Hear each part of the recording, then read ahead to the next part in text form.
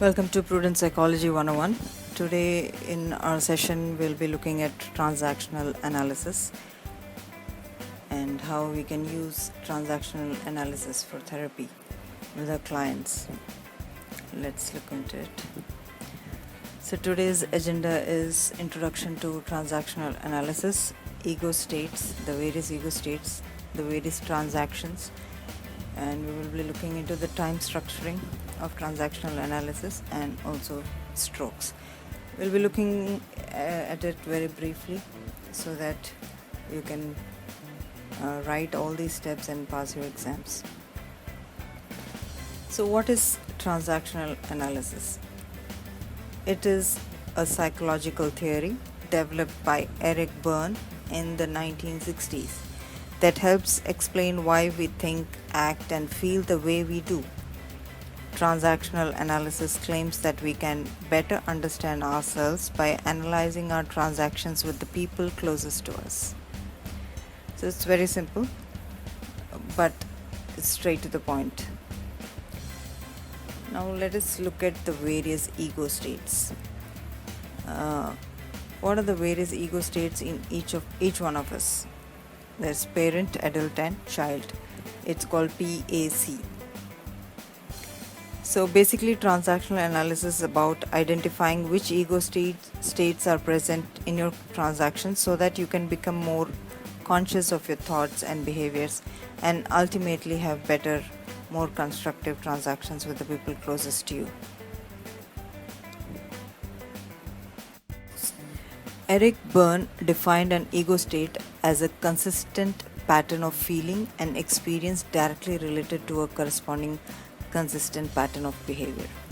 So Berne is saying that each ego state is defined by a combination of feelings and experience that consistently occur together. For example, the PAC model, parent, the storage is behaviors, thoughts, and feelings copied from parents or parental figures. And in adult, behavior, thoughts, and feelings which are direct responses to the here and now. And in child, behaviors, thoughts, and feelings are replayed from childhood. So this is what is the ego state structural model is. And he also divides parent ego state into two parts. Controlling parent, behaviors promoting observation of rules, should and must, and nurturing parent, behaviors conveying acceptance, nurturing, and caring. In adult, it's just behaviors responding to the here and now, logically and rationally. And again, the child has been divided into two parts, that is adapted child, AC, behaviors often replayed from childhood that either comply or rebel to rules and expectations of parental figures, and free child, that is FC, behaviors that express spontaneity, creativity, and are independent from others' expectations. So Eric Berne named his ego state model in a way that was easy to understand for the client. When we think of terms parent, adult, and child, we can immediately bring to mind thoughts, feelings, and behaviors from our own childhood. There are two versions of the ego state model. The structural model looks at the content of our ego states and the thoughts and feelings associated with our childhood memories. TA psychotherapy is likely to include a great deal of structural ego state analysis. The functional model explores how our ego states affect our behavior and in particular our interactions with others. All four fields of transactional analysis will use the functional ego state model to help us build strong relationships, whether at home, in the work, or in social circles. So I've not gone into script because that will take another video for me. So briefly, if you write what is transactional analysis, I think this video should be enough. So when we are in parent ego state, we think, feel, and behave as our real parents or caregivers did when we were children. It's like someone has pressed play on a recording and we play back what we saw without question. And in adult ego state, deals with the here and now reality. It is a processing center and important because it is the only ego state that is not concerned to the past. If I asked you how to make an omelette, you would probably tell me from your adult ego state. Okay, now let us look at it. Child ego state. The child ego state plays back thoughts, feelings, and behaviors that we experience as a child, from the excitement we feel at festivals to the scare we have of exams. This ego state is rooted in the past. You can see straight off that out of the three ego states, we could be in two of them,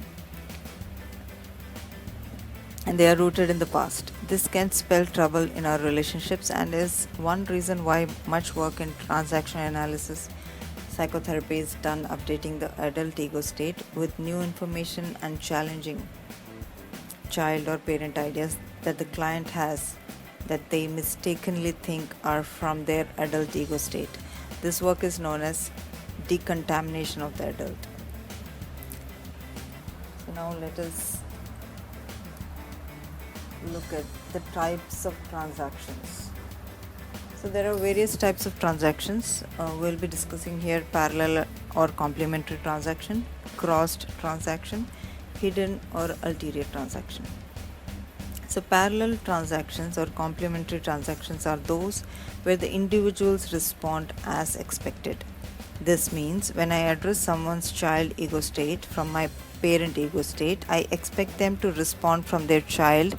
In such cases, when the players know which roles to play, the interaction can continue through numerous transactions, each person reacting as expected from their set ego state. You can see the diagram below. The numbers in the brackets correspond to the arrows in the diagram.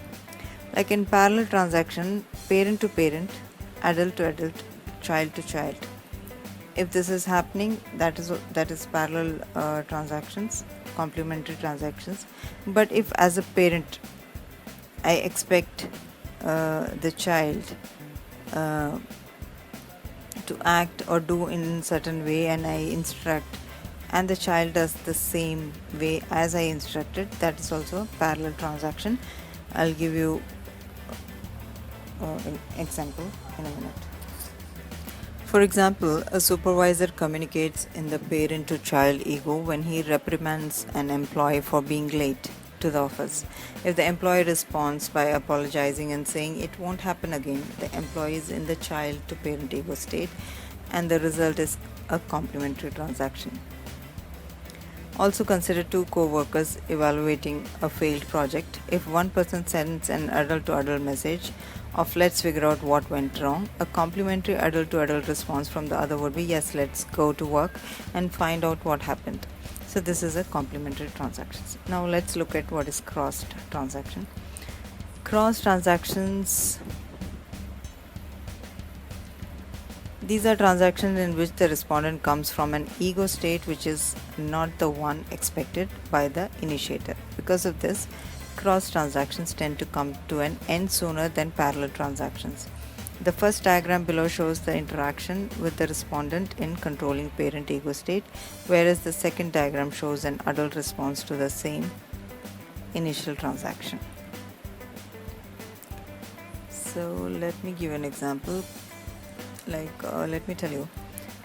A manager in the adult to adult state might rationally ask an employee about a mistake in the report the employee composed. A cross transaction occurs if the employee responds using the child to parent ego and complains, "Why are you always criticizing my work?" So cross transaction can take place between a supervisor and employees or between employees themselves. When cross transactions occur, a break in communication likely results unless one person shifts his response to a complementary ego state. So this may happen when the receiver forms the wrong impression about the sender's message or responds in an ego state differently than what you might expect. Hidden transactions are the ones which appear to be straightforward communication but which actually contain an unspoken message that carries with it a hidden agenda. It is these transactions which mostly led to games being played. They can often be seen in personal relationship, and avoiding them can require some discipline from the individuals involved. With ulterior transactions, there is a hidden hook which pulls us into a game if we are not aware of what is happening.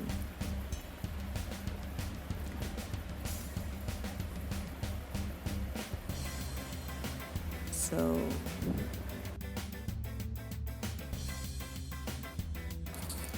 in ulterior transaction, it is a psychological message that is heard. An ulterior transaction is when we say one thing but mean another. It's the other message that gets picked up. The most well known example is want to come in for a coffee after a night out with a new partner. That invite is unlikely to be about discussing the richness of the mocha unless you're Tom Hanks in Big. So,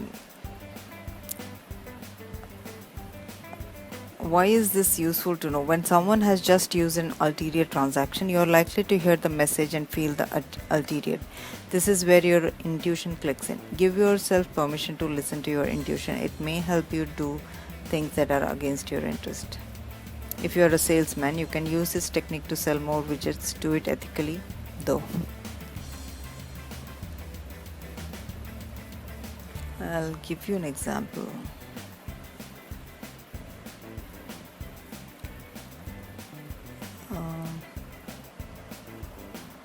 Okay, in the case of ulterior transaction, the explicit social conversation occurs in parallel with an implicit psychological transaction. For example, I need you to stay late at the office with me. Added words, body language indicates some other intention, flirtatious intention. B, of course, adult to adult statement, winking or grinning. Sometimes the social and psychological message do not match. Sarcasm is a great example of this. When someone is sarcastic, what they say is the opposite of what they mean. The person who they are being sarcastic to picks up the psychological message rather than the social message. When this happens, the transaction is said to be ulterior.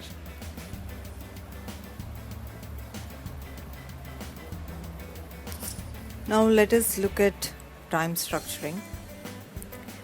Time structuring is a piece of theory which allows us to think about how intensely we spend time with other people. Eric Berne, the founder of transactional analysis, believed that human beings need to structure time and relationship with other people in some way. He assumed that we have an inbuilt drive to create structure out of chaos in relationships.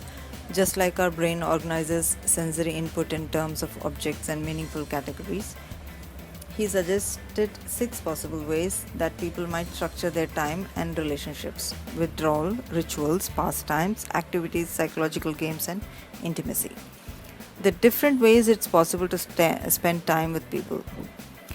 The order of the possible pattern is important. The emotional intensity in our relationship increases step by step as we move from withdrawal to intimacy. While we may feel lonely and unstimulated by withdrawal, we move to a highly charged and emotionally open state when we are intimate with another person. So you have to understand here that we are talking about the transactions with the time. See, when you meet a new person, a stranger, you are in a withdrawal transaction state, and slowly within a year you became intimate with the same person, then you became more open. So this is what he's talking about here about time structure. During withdrawal, we are emotionally very safe and no one can hurt as we are not in contact with anyone, whereas when we are intimate with another person, we open ourselves to others. They bring into the encounter good or bad. Unfortunately, a lot of us needed to learn how to protect themselves in relationship as children, which limits our capacity to be emotionally close as adults. So this is the brief introduction about time structuring. Let's go to strokes. So what is a stroke? A stroke is a unit of recognition. When you pat somebody, when you appreciate somebody, even there are negative strokes when you say something bad about other, that is a negative stroke. So all of this acknowledge that the other person exists. Berne introduced the idea of strokes into transactional analysis based upon the work of René Spitz, a researcher who did pioneering work in the area of child development. So what are the different types of strokes? There is a great variety of stroke needed and styles present in the world. This is a result of differences in wealth, culture, and parenting methods, but all these can be divided into 2 big categories of strokes: positive strokes and negative strokes. These can be conditional or unconditional. And what are the stroke filters? People often have a stroke filter, a mental filter that operates unconsciously all of the time. This filter only allows some of strokes to reach the person while distorting or completely blocking others. They only let in strokes which that they think they are allowed to let in. For example, if we have always been told we are the clever one and our brother is the creative one, then we are likely to accept strokes for being clever but not for being creative. In the same way, we might allow ourselves to receive strokes for being clever but keep out strokes for being good looking. So, as far as conditional and unconditional strokes are concerned, Burns stated that unconditional strokes are related to what you are, strokes for being, while conditional strokes are about what you do, strokes for doing. Below are some examples of the different types of strokes. So there are positive strokes and positive unconditional strokes and positive conditional strokes, negative unconditional strokes and negative conditional strokes. Like I love you, I like you, you're wonderful. This is for what are you being. Okay, I like you when you smile. I like your coat. You look pretty. Well done on taking the exam. You have done a great job. So these are conditionals. If you do this, then you are good. I hate you, I don't like you, you are an idiot, unconditional. No. I don't like you when you are sarcastic. Your clothes look grubby. You're really stupid for getting fired. Your work is unacceptable. If you do something and for that if you're said negative things, then that is conditional.